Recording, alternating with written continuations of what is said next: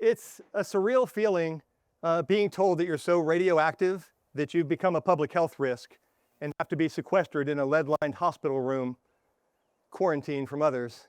I was told that if I put a spoon in my mouth, I would have to throw it away because it would become so contaminated, it would be unsafe for others to use. I couldn't hug my 6-year-old son, Dylan, because it would expose him to unsafe levels of radiation emanating from my body.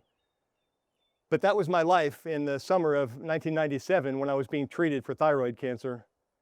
Thyroid cancer is typically one of the easiest to treat. Mine wasn't. Let me back up just a bit. I was 34 years old when this adventure happened. My loved one, my wife Felicia, said, "What's that lump on your neck?" And full disclosure, she was kissing it at the time. She said, "Tilt your head back, swallow, does that hurt?" And I said, "No, it doesn't hurt a bit," confident that that would ease her mind. It didn't.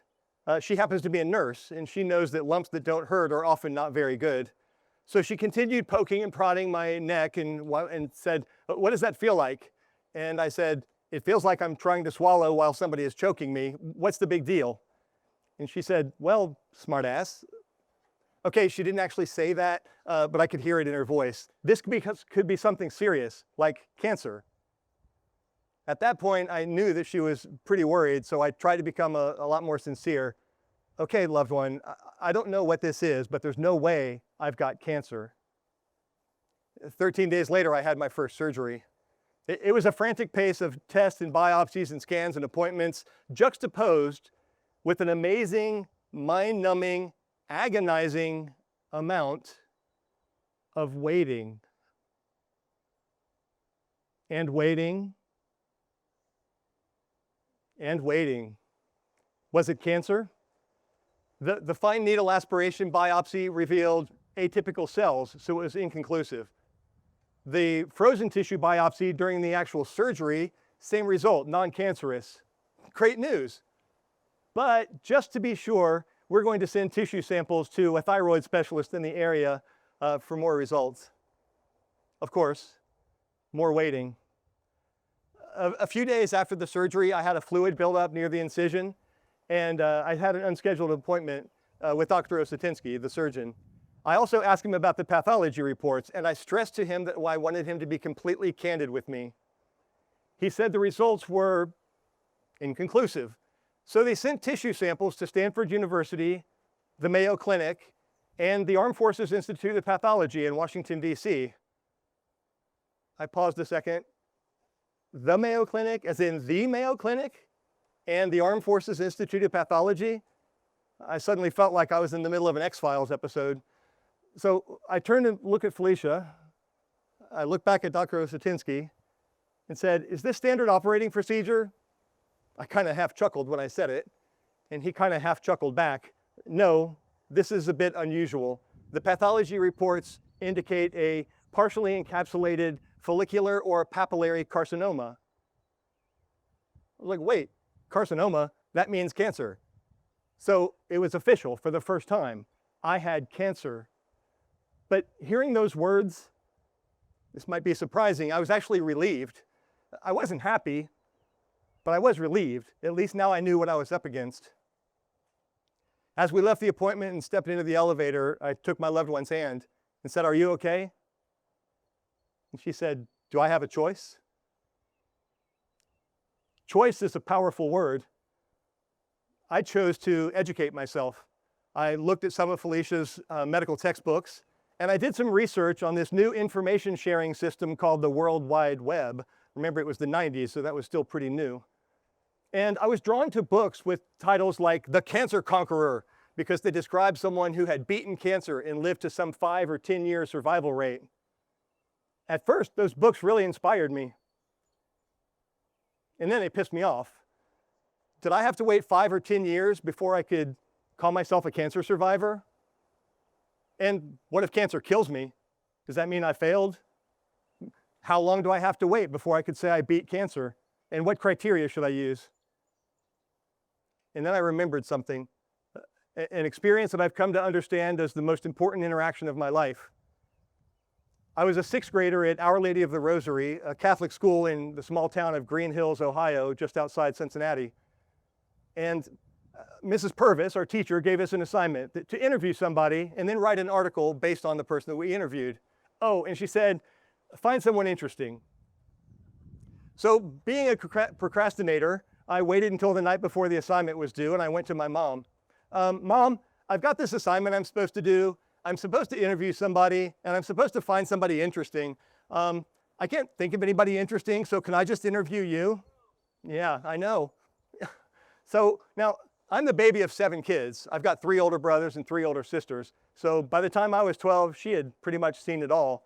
So without missing a beat, she said, sure, what would you like to know? So I asked her my series of scripted questions about where she was born and grew up and hobbies and interests and that kind of thing. And to my surprise, she actually started to sound interesting. So she was born and raised on a farm in Lexington, Kentucky. She rode show horses. She did theater and dance. She played the harp and was a founding member of the Central Kentucky Youth Symphony Orchestra, one of the longest running youth symphonies in the United States. She sang with jazz greats on the banks of the Mississippi River and a New Orleans Jazz Festival.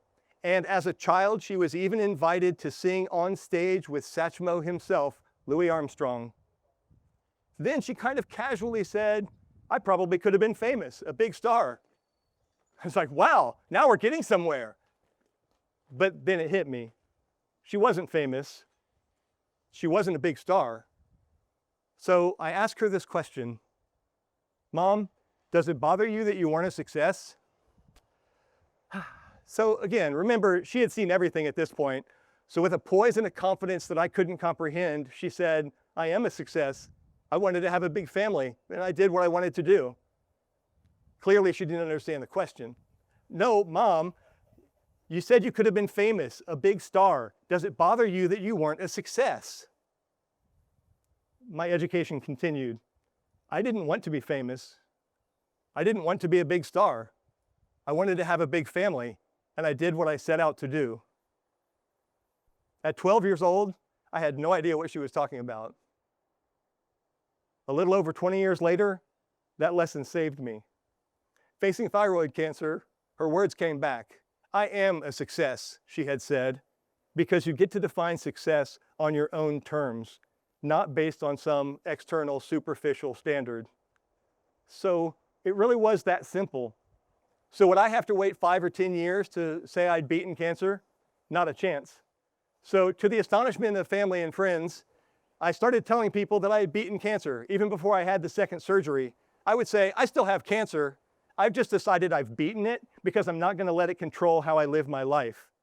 In short, I declared victory. So yes, I still had to have the second surgery. I still had to have multiple hospitalizations, and I still had to drink enough radioactive iodine, iodine 131, that would make me a public health risk.